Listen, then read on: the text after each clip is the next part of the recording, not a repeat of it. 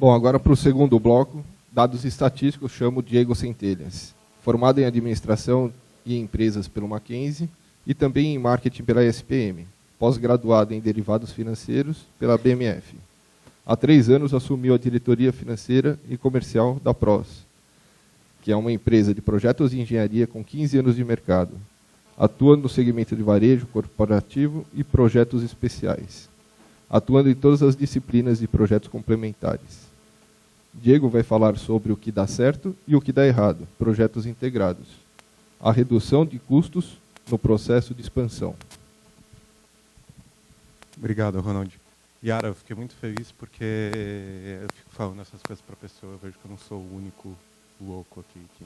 Bom, gente, só para situar todo mundo, a PROS é uma empresa de projetos complementares.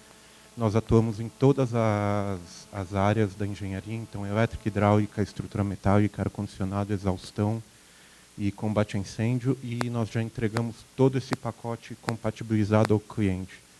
Tá? A empresa tem 15 anos e essas disciplinas foram se agregando aos poucos, justamente por a gente perceber essa necessidade do mercado e já evitar uma série de situações que, como a Yara colocou, interferências em obra, coisas que acabam custando o cliente um horror depois da obra.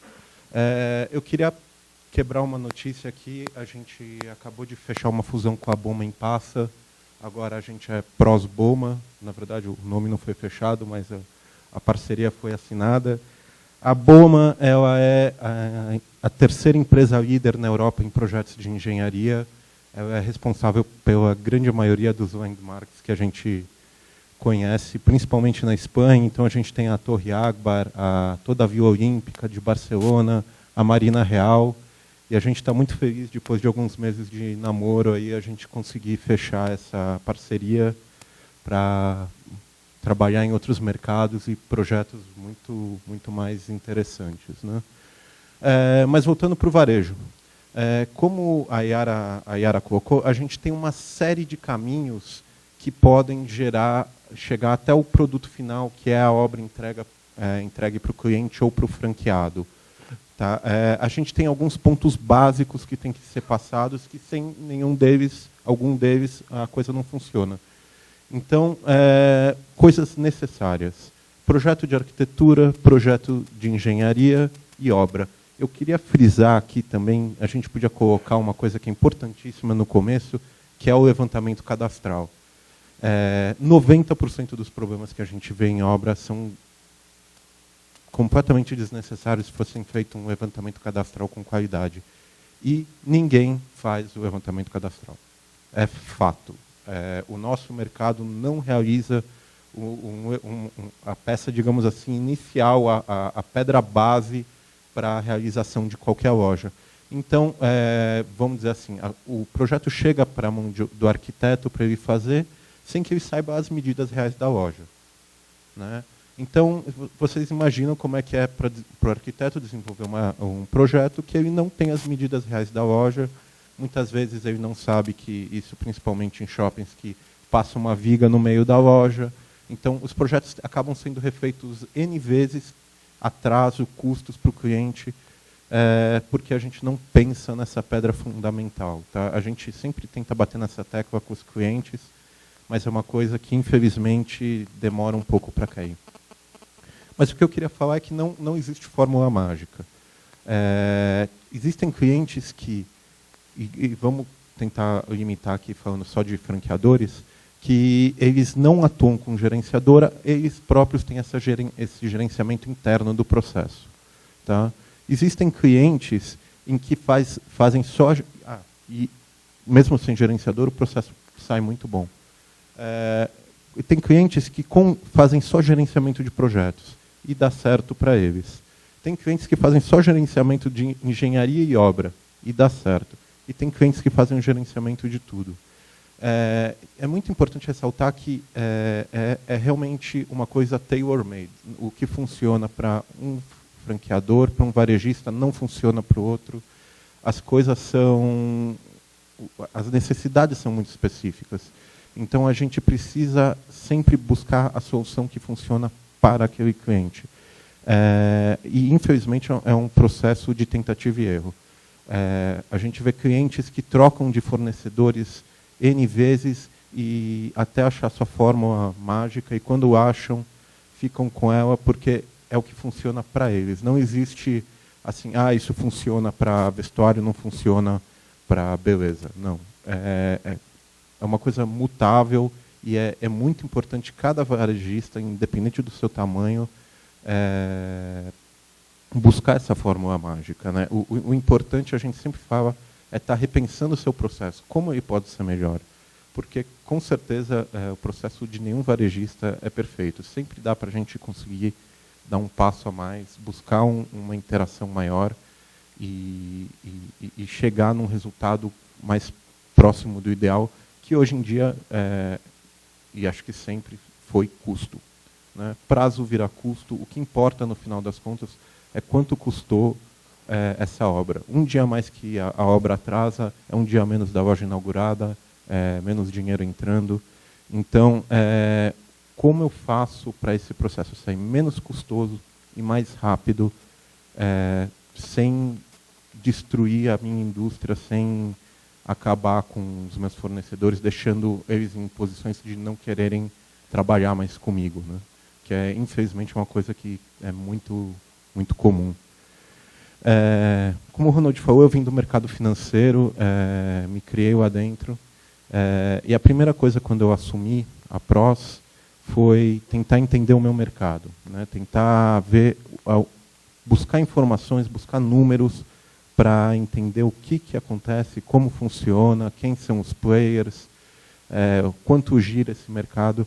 E o que eu encontrei é que não existe informação praticamente nenhuma sobre o varejo. A gente não consegue nem ter um dado fiel de quantos shoppings vão inaugurar no próximo ano, né?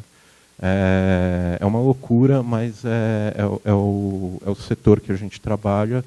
Então, o que eu fiz?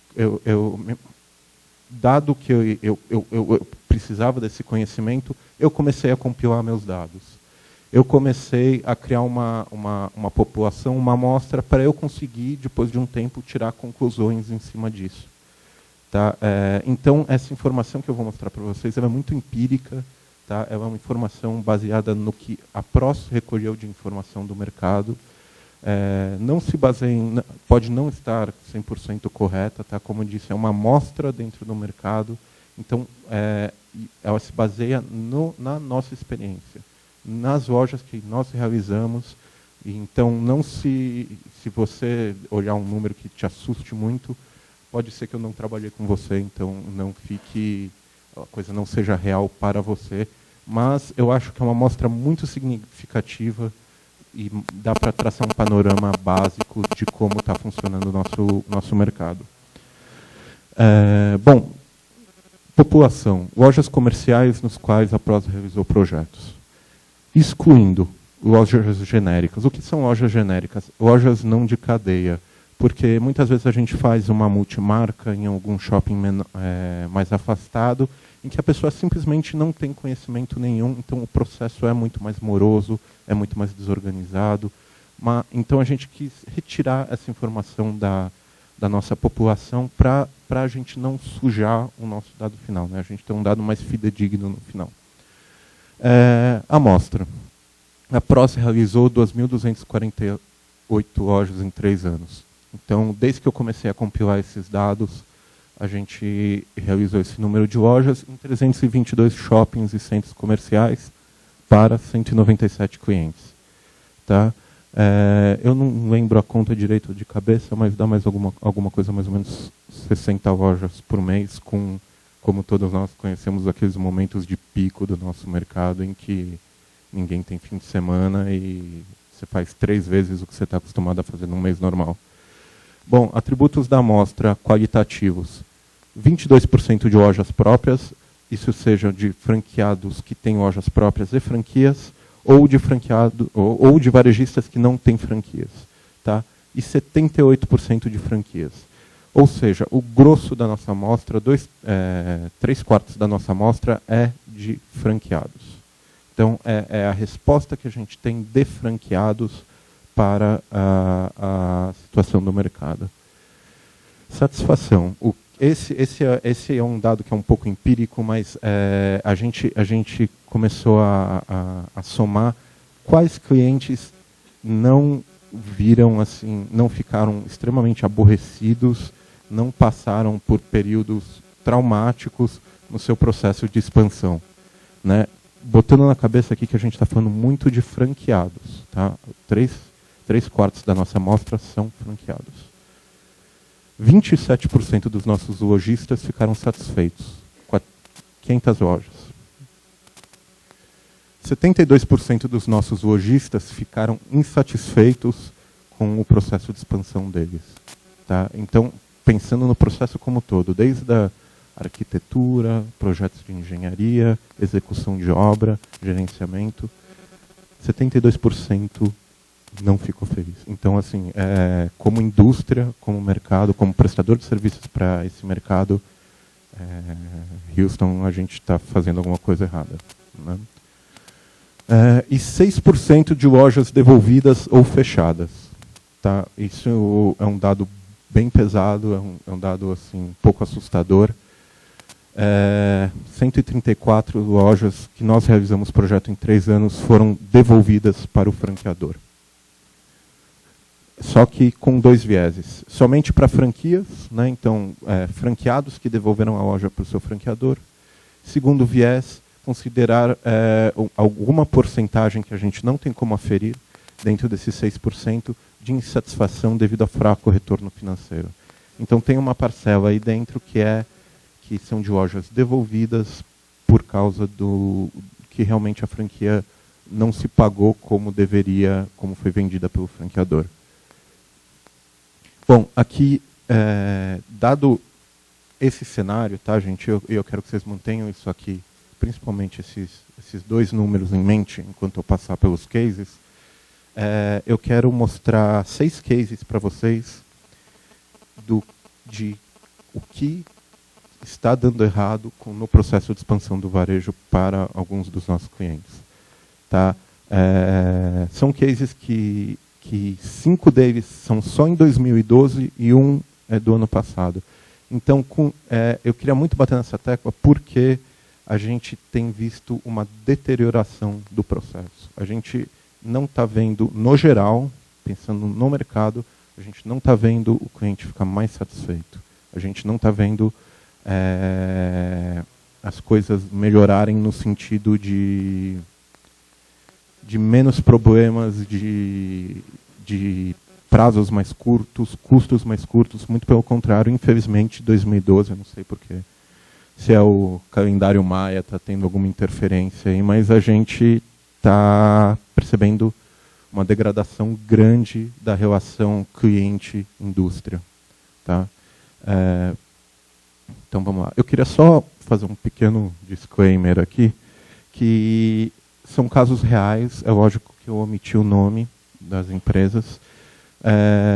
Então, por favor, se alguém se identificar algum cliente se identificar nesse caso, eu já digo de cara, porque olhando quem está aqui, provavelmente não é você, mas não se sinta, digamos assim, colocado no spotlight, porque a ideia não é essa. A ideia é justamente a gente trazer situações recorrentes para mostrar o que tem acontecido com diversos clientes e também não só com clientes, com problemas nossos da indústria, para a gente tentar juntos pensar em soluções para deixar todo mundo mais contente com o processo. Tá?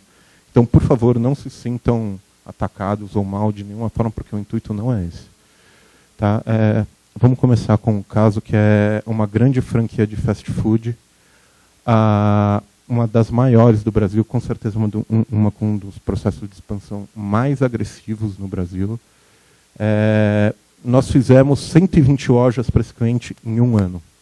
Tá? Foi assim, um processo muito puxado, muita coisa. E fast food, né, gente? A gente sabe que o número de problemas, interferências num projeto de fast food é exponencial se você comparar com um projeto de vestuário. Tá? Qual era o problema dessa empresa? Para 120 lojas, ela tinha um processo de gerenciamento interno, ela tinha 2 funcionários. Então, 2 funcionários cuidavam de 120 lojas por ano. E um desses funcionários, ele era técnico em edificações e o outro era um engenheiro. Esse processo foi extremamente traumático.